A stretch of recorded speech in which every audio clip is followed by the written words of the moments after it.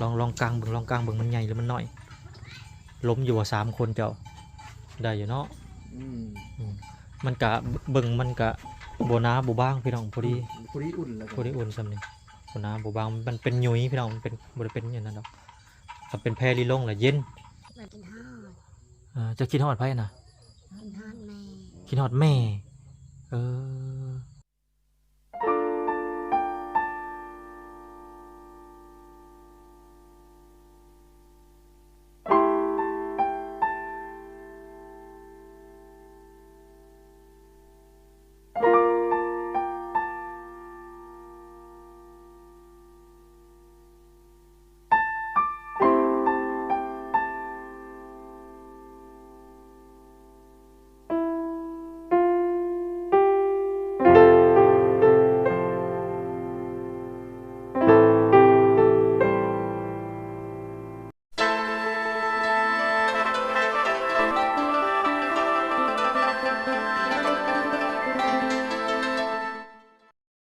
น้องพี่น้องกะนี่แหละมาพบมาพ่อมาเจอกันในช่วงแรงๆพี่น้องตาเวนแดงค่อยค่ำแล้วพี่น้องเนาะกะ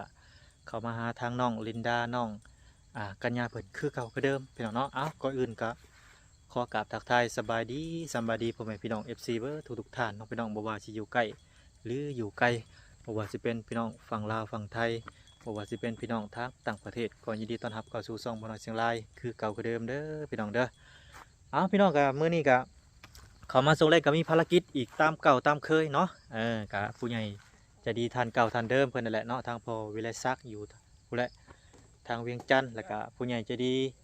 อีกท่านึงเพิ่นก็อยู่ทางฝั่งไทยกะสมทบเข้ามาซื้อเขาซื้อของเนาะมื้อนี้ก็เลยได้ซื้อผ้าห่มพี่น้องเพราะว่าเพิ่นนอนหนาวเพราะว่าผ้าห่มมันมีพื้นเดียวว่าสันจ้าพี่น้องเนาะก็ซื้อมา2 พื้นแล้วก็มุ้งด่างนึงพี่น้องเนาะก็สิไปมอบให้เพิ่น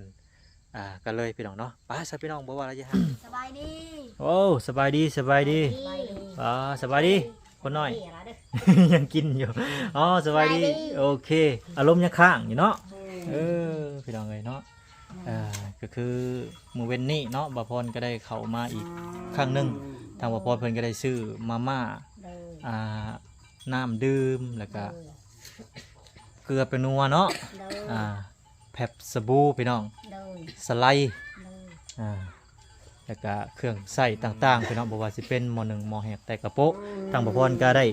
ซื้อมาแล้วพี่น้องเนาะก็ตัวใดมันขาดมาเหลือก็ไว้กันอีกที่หลังเนาะตอนนี้ก็ซื้อไปทีละน้อยทีละย่อยเพราะว่าบ่มีรถใหญ่พี่น้องมีแต่รถจักรมันอพยพมายากว่าซั่นเนาะบัดนี้ได้ใส่ชุดงามแล้วบัดนี้ได้ใส่ชุดใหม่เนาะไปอาบน้ำอยู่ไสมื้อแรงนี่ฮะ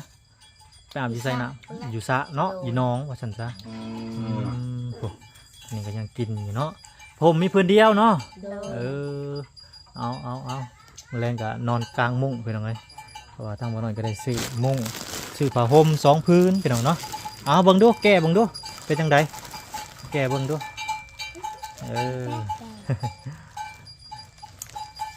พุงแน่นโพดบ่ดีแต่แล้วแต่บ่ฮู้ว่าด่างน้อยหรือด่างใหญ่อันนี้ก็คือสิด่างใหญ่เติบอยู่ดอกเนาะล้มอยู่ดอก 2-3 คนพี่น้องเอ้ยแล้วก็ผ้าห่มเบิ่งดูเป็นตาอันนั้นอยู่บ่ตุ่มได้อยู่บ่อุ่นอยู่บ่ซ้ำนี่อุ่นอยู่ดอกเนาะตุ่ม2 พื้นมักอยู่บ่สีนี่สีใดก็เอาบ่พี่น้องเนาะมื้อแรงก็นอนอุ่นแล้วพี่น้องทางน้องๆเพิ่นโอ้ยังบ่เบิดอยู่ดอกไม้เพิ่นมันยังกินอยู่แต่ตาอันน่ะพี่น้องเอ้ยกระบ่อยมื้อแรงกินข้าวกับหยังเห็ดต้มมีบ่ลวกไข่บ่ทางบ่พรก็ได้ซื้อไข่มาเนาะพี่น้องเนาะสงสัยเพิ่นสิทอดสิต้มก็แล้วแต่เพิ่นมักต้มหรือมักทอดทอดทอดแล้วพี่น้องเนาะเป็นหยังบ่เป็นหยังเพิ่นอยากกินได้ก็แล้วแต่เพิ่นว่าซั่นเนาะผม2 พื้นกับมุ้งกับพอดีเป็น300,000เนาะพี่น้อง310,000แต่ว่าเพิ่นลดให้นะ10,000พี่น้องเนาะมุ้งนะ110,000โอเคเพิ่นเอาแต่300,000ก็พอเพิ่นว่าผู้ใหญ่ใจดีทั้ง2 ท่านเพิ่นคือเก่าคือเดิมพี่น้องเนาะหิวแล้วบ่ข้าวหรือยังเลยเนาะมันยังเว้นพี่น้องไอ้พวกหากะ5 โมงตรงเลยได้พี่น้องไอ้เนาะ อีกประมาณจักมื้อเขาเจ้าสิแล้วเอ้ยประมาณว่ากะว่า บ่มีไผเกี่ยวนั้น เออ ได้5 6 7 8มื้อ บ่มีไผซอยเนาะ บ่มีไผสอ แต่ละคนก็อีกอย่างก็บ่มีเงินจ้างเพิ่นเนาะ โดย มีแต่เกี่ยวเองบ่ได้ตัดบ่หรือว่าจังใด เกี่ยวเอง เกี่ยวเองเนาะเกี่ยวเองก็ดีไปอย่างหนึงเฮาเกี่ยวแล้วมันบ่ยุ่งบ่ยากเฮาตัดแล้วบางเทื่อก็มันยากเด้ โดย แล้วว่าอยู่แต่ว่าเวลากู้แล้วมันเสียเข้าเด้อะไรก็ ซอย อะไรก็ เพราะว่าพวกเขาอยากขอคนอยู่บ้านนั่น เอ แหละ อ ให้ไปเกี่ยวซอยเราบ่มีเงิน อืม ให้มันแล้วก็สิมานั่นแหละ เข้านะ ต้นลานนี่ เข้าสุกเบิดละบ่หรือว่าตัวสุกตัวบ่สุ สุ ก ก เลย แล้ว สุกพร้อมกันเลย โดย โอ้ก็ยากเลยครับว่าสุกพร้อมกันเลยก็ได้เนาะจักสิว่าจังใดเนาะอืม เป็นจังไดน้องๆเด็กๆมื้อนี้ดีใจบ่ได้เกิบได้เสืองาม ก็คือส่งโตวเดียวสุดเดียวเลยไปนอนนุ่งเบิดมือเบิดเว้นแล้วก็ได้เนาะแบบว่าอีกอย่างก็แบบสบู่กับบ่มีซักไปเนาะเขาว่าซักกับผู้ใดออกไปหน้าผู้ใดไปทางไงแต่ก็แล้วเขาแล้วน้ำก็ฟังเบิ่งว่าเพิ่นสิเข้ามาอยู่บ่หรือว่าจังใดเนาะเพื่อนก็ฮักกะเพเบิดแล้วไปทางไง โอ้ทางว่าพรเพิ่นซื้อน้ำบรรทุกมาเนาะ โดย มื้อหน้าถ้าว่ารถไอ้แก้วเพิ่นดีพี่น้องเนาะก็สิบางทีก็สิเอาน้ำตุกใหญ่หรือว่าแก้เข้ามาว่าซั่นจ้ะตอนนี้ทั้งรอทั้งไอ้แก้วรถไถเพิ่นแล้วก่อนพี่น้องเนาะก็นี่แหละทยอยเนาะพี่น้องถ้าว่าขาดเคินตัวใดก็ก็สิทยอยมาเรื่อยๆเนาะเพราะว่าทุกสิ่งทุกอย่างบ่พรได้ซื้อแล้วเนาะพี่น้องอันขั้นต้นเบื้องต้นก็คือบ่ว่าสิเป็นปลาแดกแป้งนัวเนาะ โดย น้ำปลาก็มีเนาะ โดย น้ำปลาน้ำดื่มแต่ว่าตุกน้อยเป็นตุกน้อย แล้วก็มีผักเทียม โดย แล้วก็แผบสบู่ยาสีฟัน แปรงสีฟันเนาะ โด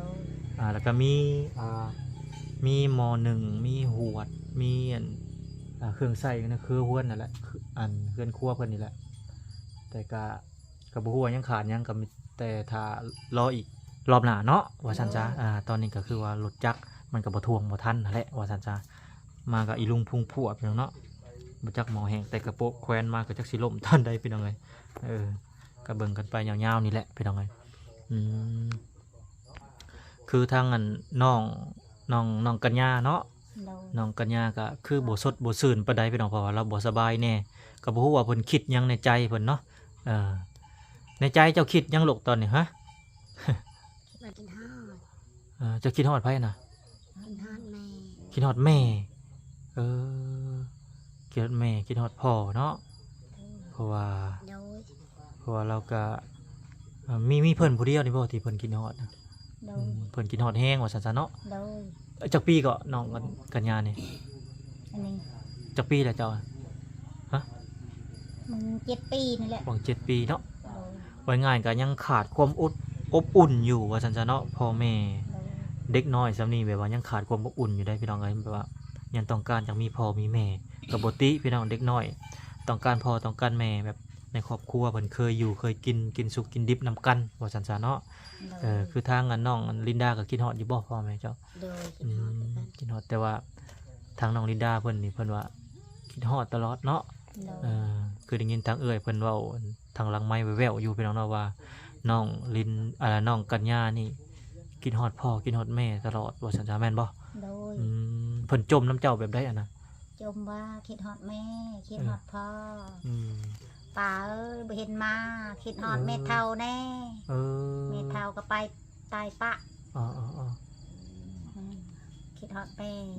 ป่าเอ้ยมันว่า ๆ เขาว่าคิดฮอดแกแม่พอบ่ได้มาเขาว่ามันไปแล้ว เออ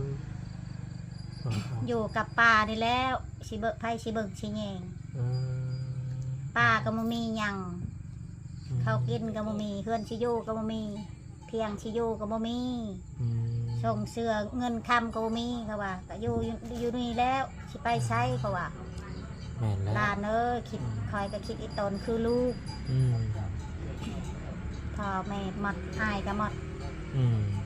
เออ ปู่ย่าก็หมด อืม แม่เฒ่าก็ตายปีกายนี่ โอ้เพิ่นก็ตายกับบ่โดนเนาะทางพ่อทางแม่ก็ยังมันมาดยังกับบ่ติทางน้องเพิ่นกินฮอดเพิ่นเว้าได้จักมื้อแล้วเพิ่นเว้าเพิ่นจม เดือนนี้แล้วยัง โอ้ แต่2-3มื้อแล้วมันจม อืม เบิ่งจอยลงตะกี้นั่นตุ้ย บ่ตะกี้น่ะตุ้ยบ่น้อง โดย มันกันยานี่ โดย เออเราก็จนเป็นไข้เป็นหนาวแล้วก็เป็นไอพี่น้องเนาะทางน้องกันยาแล้วก็คิดฮอดพ่อคิดฮอดแม่เนาะก็บ่ติแล้วพี่น้องเอ้ยเนาะเพราะว่าพ่อแม่ได้อยู่นํตลอด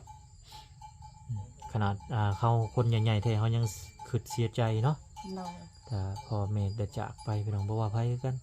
พ่อแม่ลูกหลานจากไปก็คือมีความคิดฮอดเป็นปกติของมนุษย์เฮาเป็นยังไง แต่ก็ได้แต่คิดฮอดเนาะพ่อแม่ก็บ่อยู่แล้วก็มีแต่ให้ทางน้องเพิ่นนี่แหละอยู่นำป้านำลุงป้าลุงก็เบิ่งแยงนำหน่อยเด้อ โดย ซอยทางน้องเพิ่นเนี่ยเบิ่งแยงแน่เพิ่นไปพุ่นมาพี่ก็บอกสอนให้เพิ่นบอกเพิ่นสอนว่าซั่นๆเนาะถ้าว่ามีทุนมีหยังก็อยากให้เพิ่นเข้าโรงเรียนพี่น้องเนาะ โดย เจ้าอยากเข้าโรงเรียนอยู่บ่ลูกอยากเข้าอยู่บ่ฮะ เข้า อยากเข้าอยู่เนาะทางน้องก็ลินดาเด้ โดย อยากเข้าอยู่เนาะตะกี้เราเข้าห้องหยังฮะ ห้องอนุบาล ห้องอนุบาลบ่ โดย เขาเข้าห้องอนุบาลแล้วบัดนี้เป็นได้คือออกเออ พ่อแม่ตาย พ่อแม่ตายก็เลยออกเลยเนาะ โดย เข้าอยู่ใช้โรงเรียนอนุบาลนะ โดยอยู่จุดชุม อยู่จุดซุ้มนี่เนาะ โดย ย่างมาเลยเนาะ โดย ย่างมาเข้าโรงเรียนเป็นยังไงเราก็ได้หลายกิโลเติบเข้ามาห้องอนุบาลบัดน้องลินดาได้อยู่ห้องใด ห้องประสี ป .4 บ่ โดย เจ้าอ่านออกเขียนได้อยู่บ่ โดย โอ้เจะเป็นหนังสือบ่ เป็นอยู่ เป็นอยู่เนาะ โดย เป็นอยู่พออ่านออกอยู่บ่ โดย เจ้าหน่อยทางนับเบาสิทดสอบเบิ่งเนาะให้เพิ่นอ่านบ่น้อยสิพิมพ์ใส่แป้นพิมพ์นี่แหละใส่ให้เพิ่นอ่านใส่ลองเพิ่นเขียนเบิ่งว่าจังซะว่าทางน้องเพิ่นเขียนได้บ่หรือว่าจังใดเนาะแต่ว่าน้องกัญญานี่ยังบ่เป็นเนาะหรือว่าเป็นอยู่บ่เจ้า เป็น บ่เป็นคือว่าในห้องอนุบาลเนาะหาก็เข้าเจ้าเข้าได้จักปีจักเดือนจังได้ออก เดือนนึง เดือนหนึ่งแต่ว่าน้องลินดาเพิ่นอยู่ห้องป .4 เพิ่นเข้ามาบัดนี้หลังจากนั้นก็พ่อแม่เสียแล้วก็ได้ออกว่าซั่นซะเนาะ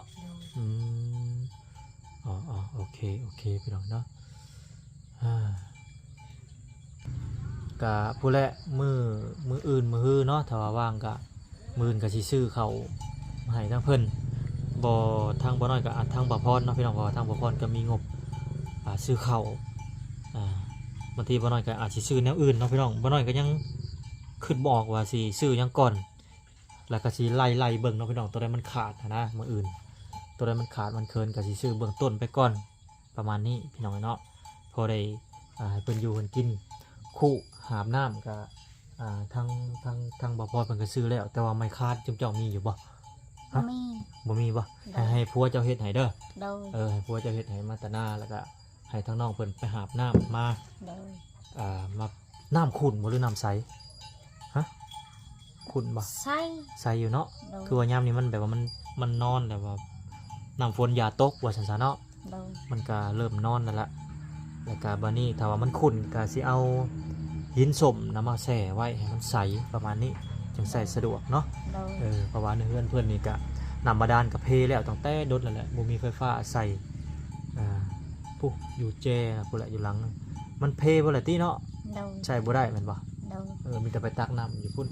ตักน้ำอยู่หน้องสะมาใส่ประมาณนี้พี่น้องเนาะเพราะว่าคุกับคุขาดเนาะพี่น้องทางน้องเพิ่นเก็บมาแต่ทางขยะมาตากฝนมาตรงน้ำฝนว่าซั่นซะก็เลยว่าได้น้อยผู้และมือหนามือในถ้ามีจังใดก็สิซื้อน้ำตุกใหญ่มาปาไว้ประมาณนี้พี่น้องเนาะให้เพิ่นพอได้กินว่าซั่นซะน้ำป่าน้ำใหม่แถวนี้ไกลบ่อยู่แถวใดลูก ไก่เค็มซี่ แคมเซ่พุ่นเนาะ โดย โอ้มีแต่มือได้ถาอ้ายบ่ได้เข้ามาก็ไปหาอยู่หากินนำเด้อ โดย ซื้อคุดจิโลคุดจิโลแล้วก็น้ำไม้ช่วงนี้เนาะ โดย ยังมีอยู่น้ำไม้เนาะต่อก็ได้แต่ว่าจิโลก็เริ่มสียามันเริ่มไข่แล้วเป็นยังไงเฮ็ดบดเสาออกแล้วบ่เคยมีเจ้าเฮ็ดบดอยู่ ยัง ยังอยู่เนาะ โดย หน้าเจ้ามีอยู่บ่ ม มีบ่ได้ไปหา โอ้ก็ช่วงนี้ก็ยังอยู่เนาะเห็นบทเนาะ โดย เขาว่ายังก็อยากซีอันแก่ๆน้อยหนึงว่าซั่นซะอืม เอาจะได้กะลองอันพื้นมุ้งลองเบิ่งดูมันสิได้ใหญ่บ่เอาลองพากันพื้นมุ้งออกมาดูแกะดูว่ามันสิเบิดบ่3คนนี่ ลองพื้นเบิ่งดูนะเออข่อยก็ยังบ่ฮู้กันว่ามันสิยาวสิใหญ่ส่ำใดเนาะเอาลองเบิ่งพากันลองเบิ่งเออมีแต่กางไว้เลยก็ได้เอากางเลยกางไว้เลยเอาเสือกและบัดนี้เนาะเบิ่งเด้อ เสื้อบ่มี โอ้เสือกบ่มีพี่น้องเนาะก็มีแต่หาเก็บเสือกแก้ไขไปก่อนพี่น้องเนาะบ่มีก็เอาเครือยานางมัดไปถามีบ่เครือยานางเบิ่งดูอืมลองกางเบิ่งมันใหญ่หรือมันน้อยล้มอยู่ว่า3คนเจ้าจับดูลูกมาจับมันส่วนนี้ไว้จับคนละส่วนเด้อเอาลงมายังแซ่บมาแอปเปิ้ลนี่พี่น้อง ติดใจมาแอปเปิ้ลไปดูไปลูกพี่เอาไปทางกลางนั่นบ่ โดย หรือจังไดบ่แม่นทางควงทางยาวบ่ โดยยาว ทางนี้ทางยาวจะอยู่เทิงสึกแล้วทางน้องเพิ่นมาพี่มาใหญ่มาลูกใหญ่มาพี่ดีถึกแล้วแบบซี่ละลองมีตะปูบ่นี่ลูกนี่กอลองมองดูกอใช่ซะนี่ตะปูนี่มีบ่มองดูใส่ตะปูคือมันมีอันนี้บ่ตะปูโอ้นี่ผูกใส่นี่ก็ได้นี่บ่ยากนี่หาสอดใส่น้ำมันนี่ท่านี่เด้โอ้บ่จะถึงมันไปได้นี่ทางใดทางยาวทางใดทางกว้างเลยโอ้สงสัยซ้ำกันนั่นแหละมีบ่ตะปูทางน่ะก็ใส่ผ้าลองเบิ่งก่อน สบายดี สบายดีเด้อบ่พรเด้อสบายดี พากันเฮ็ดอีหยัง กันกลางมุ้งบ่พรนี่มาจะมาเบิ่งดูจะว่าพอดีบ่หรือว่าใหญ่หรือว่าน้อยจะมาเบิ่งดูหาบ่พร ก็ถือว่าพอดีอยู่ได้ล่ะ พอดีบ่ อ่า 3คนเนาะ อ่า นี่เลยนี่ นอนได้3คน นอนได้พอดีเลยพี่น้องเอ้ยแล้วก็หาเอาเสือกเก็บแถวตารางเด้ออันนี้แบบ อ่า ของขาวๆว่าซั่นซะแทกเบิ่งบ่พร แรกนึงเนาะ แทกเบิ่งให้เพิ่นนอนมื้อแรงนี่แหละเออ ผักแรกมันมียุงมาหลบกลุ่มกันเนาะ เอาบัดนี้ก็หาเก็บอันนั้นไปก่อนบัดนี้มาพื้นผ้าห่มเบิ่งดูบัดนี้มันใหญ่หรือมันน้อยเนี่ยมาลองมาพื้นอยู่วิมจับบ่เปื้อน จักโตผมบ่น้อย 2พื้นบ่พร คนละพื้นเลยเนาะ แม่นโอ้ลืมศาสตร์เนาะบ่พรศาสตร์ลืมศาสตร์โอ้ยมื้อหน้าบ่เป็นหยังพี่น้องนี่แหละมัน ผมไปนี่อุ่นได้ล่ะ อุ่นบ่ ก็อยากได้อยู่ผม อุ่นดี อุ่นดีตัวนี้มองดูมันพื้นบ่ซ้ำกันบ่จ๊ะ ผักได้ทีนึงเลย ได้อยู่เนาะ อืม มันกะเบิ่งมันกะบ่หนาบ่บางพี่น้องพอดี พอดีอุ่นแล้ว พอดีอุ่นซ้ำนี่บ่หนาบ่บางมันเป็นหยุยพี่น้องมันเป็นบ่ได้เป็นอย่างนั้นดอกก็เป็นแพรลีลงแหละเย็นเป็นผ้าผ้ายางลีลงแพรลีลงตอนนี้เป็นผ้าผ้ายังเขาเอิ้น ผ่านุ่ม เนาะบ่น้อย ยังแต่สาดพี่น้องบัดนี้ เดี๋ยวมื้อหน้ามื้อไหน โดย คือมื้อเว้นนี่ทางบ่พรเนาะได้ซื้ออุปกรณ์อัน แม่ ครัวเฮือนครัวเราอันนี้แหละพี่น้องเนาะโอ้มันยังน่ะคือเดิงงับเมื่อกี้นี่เดิงงับเนาะโอเคน้องพี่น้องถือว่าได้กางมุ้งได้แลเบิ่งผ้าห่มเป็นที่เรียบร้อยถือว่าโอเคเนาะสำนี้เนาะได้เนาะถือว่าอุ่นและแรงนี่พี่น้องไงก็จะได้ขอขอบบุญกับคุณเนาะทางผู้ใหญ่ใจดีทั้งสองท่านเพิ่นพี่น้องได้อุปถัมภ์ได้ซื้อเครื่องซื้อของให้ทางน้องๆเพิ่นว่าซั่นซะพี่น้องเนาะก็จะได้ขอขอบคุณกับคุณเพิ่นหลายๆเนาะเดี๋ยวก็มื้อหน้ามื้อในเด้อสิเข้ามาอีกตอนนี้ก็ค่ำแล้วพี่น้องเนาะมื้ออื่นเช้าก็อาจสิมาหาทางน้องเพิ่นคือเก่าคือเดิมเนาะก่อนเมื่อก็ให้ทางน้องเพิ่นขอบุญกับคุณเนาะทางผู้ใหญ่ใจดีเพิ่นให้เด้อเอาฝากขอบุญกับคุณเพิ่นแน่ขอบใจหลายๆเด้อผู้ใหญ่ใจดีทั้งสองทานขอให้ร่ำให้รวยสาธุตัวนี้ต่อไปความเจ็บบ่ต้องใดความไข้บ่ต้องตัวนี้ต่อไปให้รวยสาธุ สาธุเนาะไปได้บ่ เอาขอบคุณกับคุณหลายๆเด้อว่าสิ ขอบคุณจุกกระจัง ขอบคุณลองว่าดู ขอบคุณ ผู้ใหญ่ใจดี ผู้ใหญ่ใจดี สองทาน สองทาน ความเจ็บอย่าได้ ค ความเจ็บจะได้ ความไข่ยามี ความใครยังไม่ ขอให้หุ่งให้เฮือง ใครหุ่งไม่เรื่อง สาธุ จ้าถูก เพิ่นยังบอกเป็นเรายังอายๆอยู่เอ้าทางเอื้อยเพิ่นไปทางไหน สาธุขอบุญขอบคุณเด้อให้ร่ำให้รวยทีนี้ต่อไปเด้อ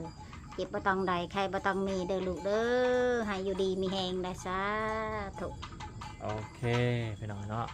เดี๋ยวมื้ออื่นเช้าก็จะทำมาใหม่อ้าวสั่นมากระลอกก่อนเมื่อไปน้องเลยออก11แม่กินเอง โอเคทั้งอันบ่าวเมื่อก่อนเด้อ โดย เมื่อก็เด้อเด้อ โดย มื้อหน้ามื้อไหนพอๆกันใหม่สบายดีสบายดี สวัสดีสวัสดี โอเคนะพี่น้องก็ถือว่าภารกิจมื้อนี้ก็สำเร็จเสร็จสิ้นเนาะหลังจากได้เข้ามามื้อเช้านี้ก็ได้ซื้อ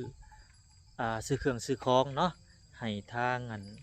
น้องเพิ่นเบื้องต้นว่าซั่นๆเนาะก็ยังขาดยังเคินต่อได้ก็ทางบ่น้อยก็สิ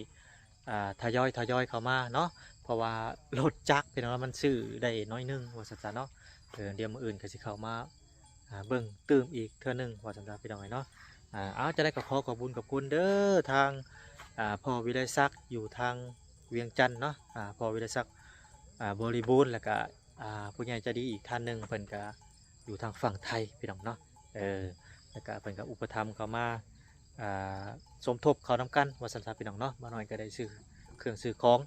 ก็มื้ออื่นก็สิได้เบิ่งอีกเนาะพี่น้องเนาะเขามาเบิ่งว่าตัวใดขาดตัวใดยังขาดยังเหลือว่าซั่นๆเนาะ